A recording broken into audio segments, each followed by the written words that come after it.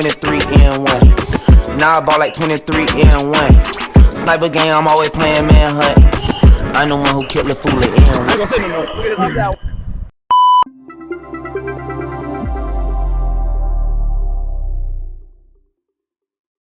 What's up, brothers and sisters of many cultures? I'm Delani of the New School, and today we got the man, the myth, the legend, Kyrie. So, Kyrie, how you doing today, brother? I'm feeling good, man. I'm feeling blessed. Happy to be here. For sure. Hey, can you tell us what you do? Yeah, so my name is Kyrie da Comic. I am a motivational stand-up comedian.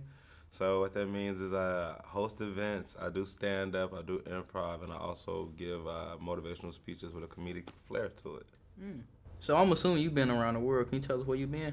Sure. I've done, I did a world tour, so I really, stuck to this side of the planet, this hemisphere. So shows all throughout Canada, Trinidad, Tobago, Ecuador, and so forth, Mexico, Bahamas. I'll be around, man. I'll be around.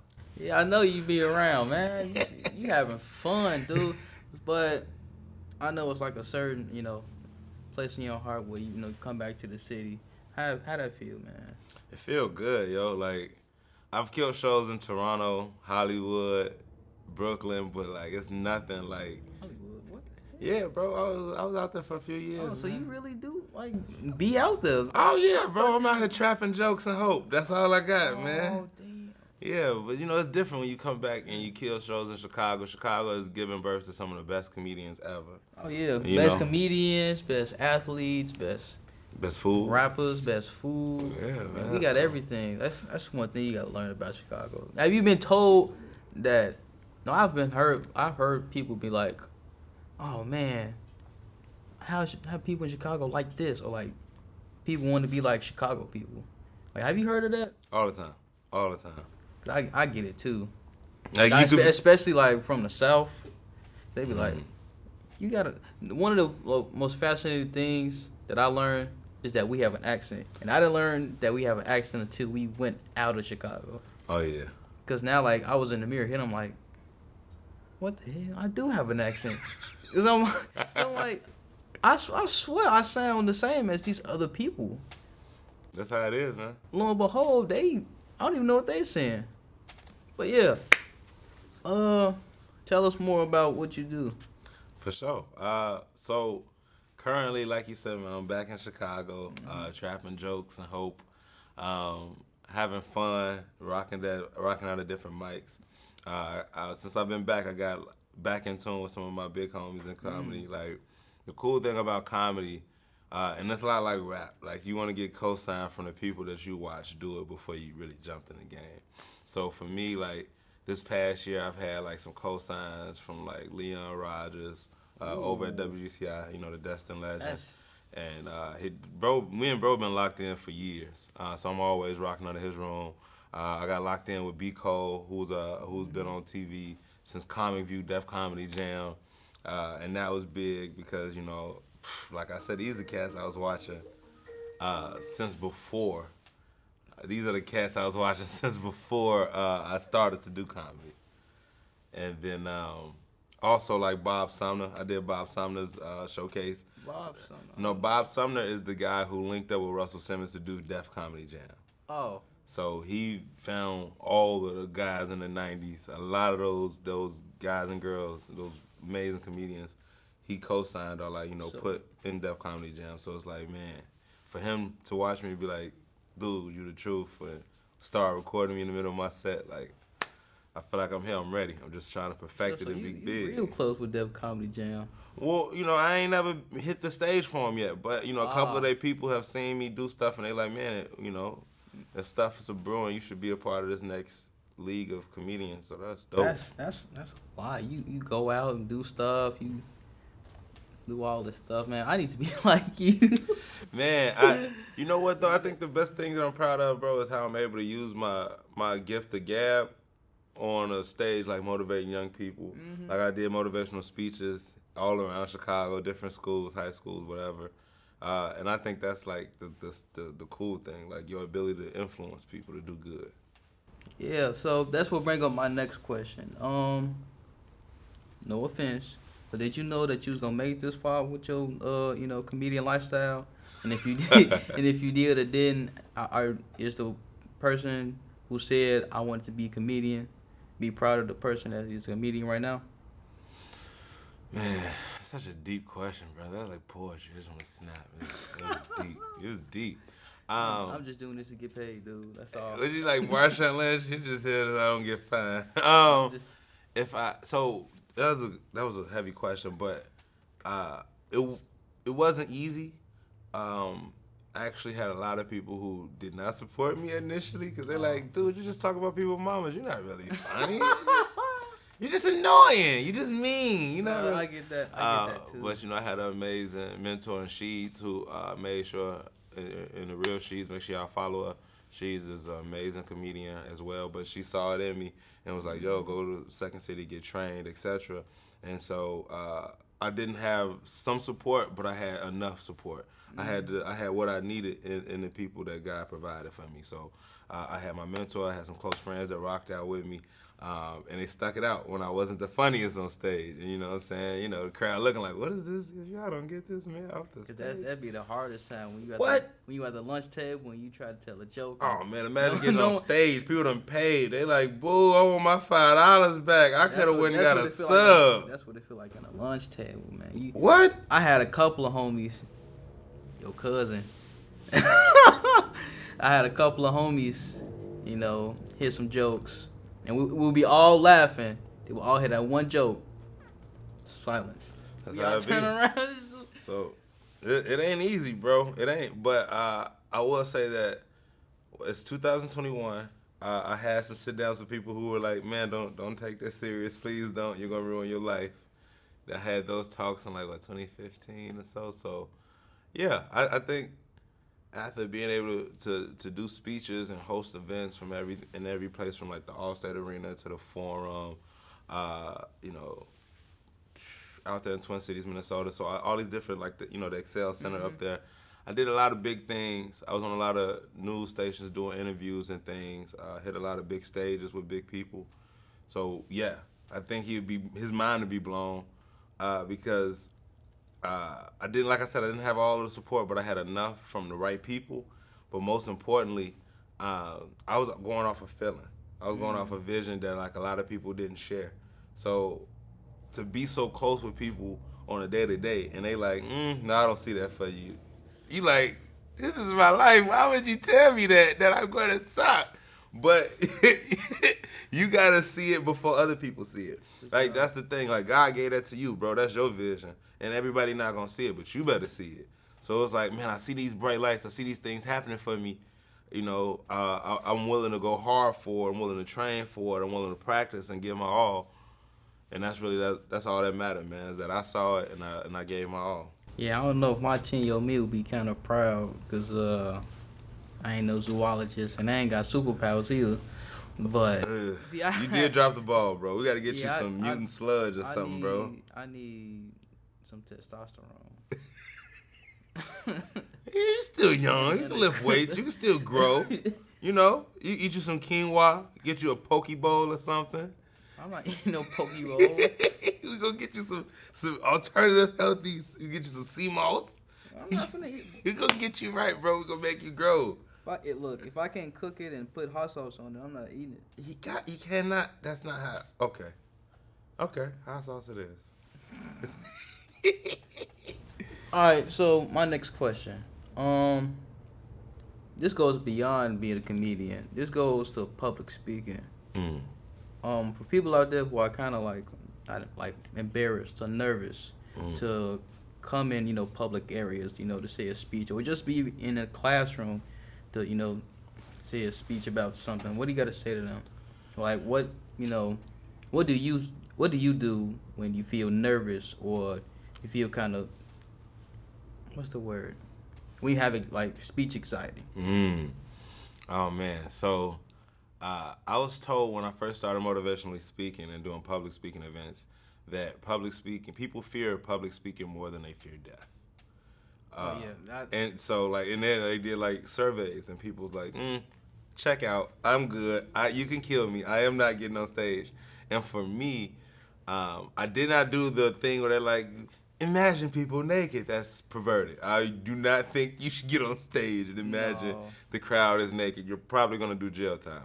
But for me, it was the opportunity to, and like Eric Thomas, who's a motivational speaker, they call him a hip-hop motivational speaker, word to Eric Thomas.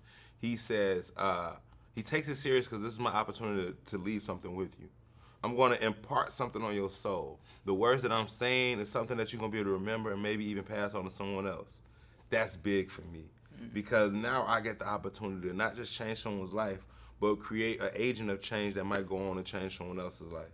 So I get geeked. Like, it's anxiety, and it's like, I hope I don't got a booger in my nose, right? You got those regular worries, but it's also like, yo, what if I change somebody's life and I never meet them, and I never see them again?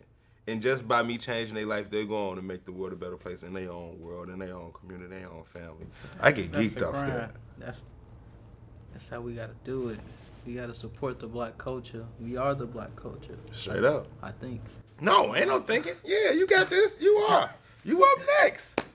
You got it. So that's going to bring me up to my next question. How important is it for our black youth to have black mentors in their life to tell them that, yo, if you put your mind to it, you can be the greatest at what you is? Man, it's pivotal. It's essential. It's needed. Like this program right here, you being here, this is needed. Oh, this is... like you, I mean, look, you gonna downplay it. Watching Stop it. Like 5 years, you're gonna be sending DeMarco and all these people like love letters. Like, I love you so much. Thank you for helping me. I could have been on crack. Like, so many other things you could be doing other than being here and learning and building skill sets that are going to be valuable for your career and others around you. Especially when we're talking about telling our narrative. As black men in the black community, it's important that our narrative get out, that our culture is shining under the right light. You know, so what you're doing right now is very important. This program, this opportunity is super important. And to be honest, I wouldn't be where I am if my mentor, Rashida, shout out to you, girl, I love you forever, didn't pull me to the side and say, you so funny, take it serious. You so funny, use this as a stepping stone.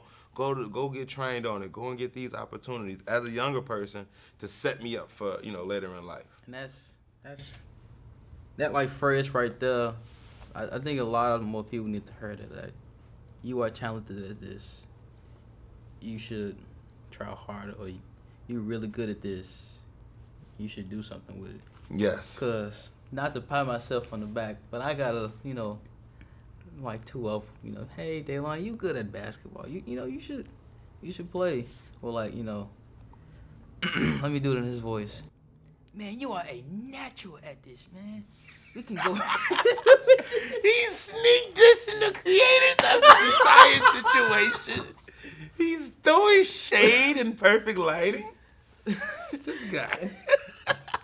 He knows all love, though. He knows all love. Yeah, of course it is, yo. Because you have to be a loving person to put people in this situation and do the work that he do. It's big, man. This is what it's all about. There's a African proverb that says, many hands make heavy lifting lighter. And that's what this is. That's why they say it take a village. Because you didn't teach yourself this stuff. Our amazing camerawoman, she didn't teach herself this stuff. And even DeMarco didn't teach himself this stuff, right? It starts generations before, and we continue to pour into our generations, and we make sure we pour good things, right? Uplift, positivity, make sure that we pour into you health-wise, get you that Pokeball, bro.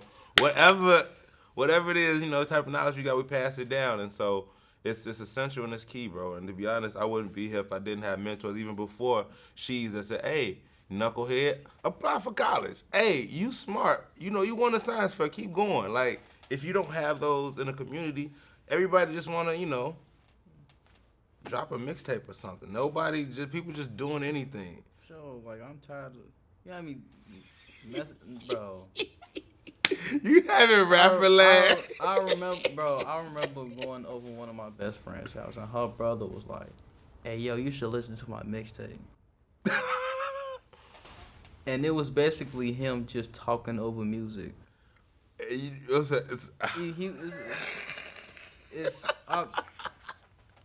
And like you can't say nothing wrong, Well, you know, you got to be constructive and build support because, you know, somebody probably looked at Jay-Z like, dude, stop rapping. And he talk about people looking at him like that, right?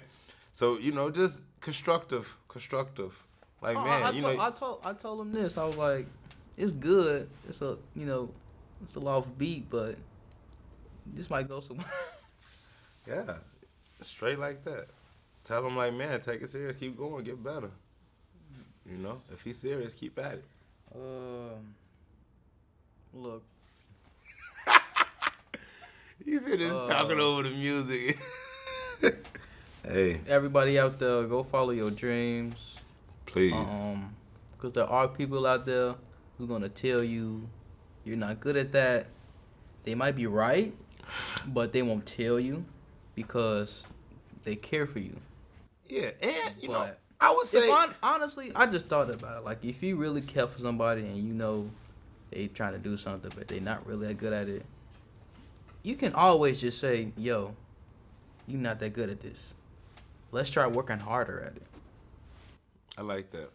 And I think a hack in life is if you are not the best at something, but you want to be involved with it, find other ways to help other people with it.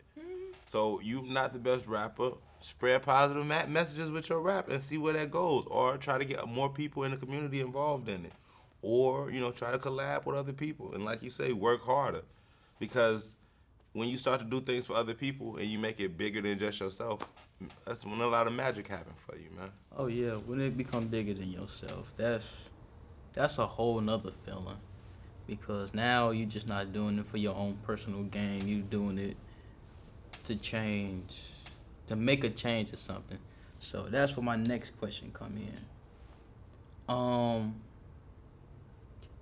How has your experience been being a comedian, being a motivational speaker, you know, knowing that, like you said, you know, going home like, yeah, I just changed somebody's life from what I said, or I just made somebody laugh.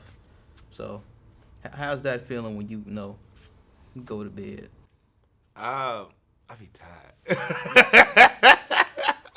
I's a tired boss. It's a delayed effect. It's not always they call us the microwave generation, right? Where we need immediate results. And for me, I don't know about that. I'm a patient person. That is not common. Good for you. But that's also why you young and you already doing good things, right? I can give you a real good example from yesterday. So I think yesterday was like a White Sox game. Mm-hmm. And I was coming from Loyola. And the rest... You just, Loyola? Did they pay for that camera? Why would you do this? It's for my trademark. Oh, okay. And I should have known this, but that train was packed. Every car was packed full of humans. And I was like, nah. Hey, going home ain't that serious when, you know, two fat dudes close to you. So we just gonna wait on the next train. Ah, they almost squashed you to death. Okay. But don't take offense to that. Sorry. Don't take offense when I offend you. No, but you know, patience is big, man. And I think for me, especially when you have children. It is. Patience is big, yeah. Especially when you're chasing your dreams. And so for me, I didn't always get the most laughs. I didn't always get the most fan mail, but I saved all my fan mail. Everybody that ever sent me something was like, "You changed my life." I cried. I folded it up. Yeah, I put it away. But you know, you don't always get them, right? Exactly. Like, and that's like, you know, you gotta get it. Hearing that you, my bad. Hearing that you influence somebody in some sort of way, you get kind of emotional for doing that. That's like the same, you know, sort of expression. It's like if a mom or dad just found out that, you know, their son or daughter's graduating from college because they know that they, you know, went through the hardship, you know, and through the grit and grind to make sure that this person is, you know, doing what they got to do to make it in life. And now knowing that they have done it and are, you know, thanking them for what they've, you know, gone through, that make you kind of cry. What? I done shed a couple thug tears, dude. I'm trying to tell you, man. And it's like you hold on to those things because you know you're gonna do it again. So like you get people after a comedy show that be like, oh my God, you were hilarious. This joke, your time. You like, whoa, appreciate the love, the support. And then like you get students or people who've seen your speech and they're like, oh my God, you giving me a brand new reason to live, which is like that's heavy. I'm gonna read the Bible now. Or they like, yo, I wanna chase my dreams now. Sure. I no longer look at my day to day as like, oh my God, everything sucks. I look at it like I could do this, X, Y, and Z. I can change my community. I'm an agent of change. I can change my family. And so, man, that's some heavy stuff that you hold and it make everything worth it. So the traffic, spending a lot of gas money to get to places to do stuff that, you get there and the promoter's trying to pay you in chicken wings. You're like, nigga, I need money. I can't put a chicken wing in my tank. And it's only a 4-piece. What am I doing with a 4-piece? I was gonna be cool. Look, I was gonna be cool with the payment of chicken wings, but if it's them little teeny weeny wings, you feel me, bro? And it ain't no mild sauce. I'm pressed. You got lemon pepper on it? No, bro.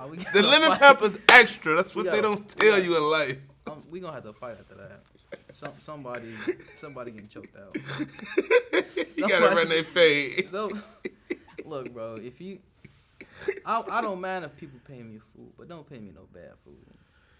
Because then I'm going to have to. But that's what it is, man. You make those sacrifices, bro. You eat them plain wings without mild sauce because. Cry. And you cry again. In your eyes. Because you like, oh my God, my life is in shambles. I'm getting paid in naked wings. But you do that so that you can go on and influence and do good and, eventually create the change in your community that you would be proud of. I'm hungry now. I'm starving, dude. Well, that's all the time we got. I'm finna order me a Pokemon bowl.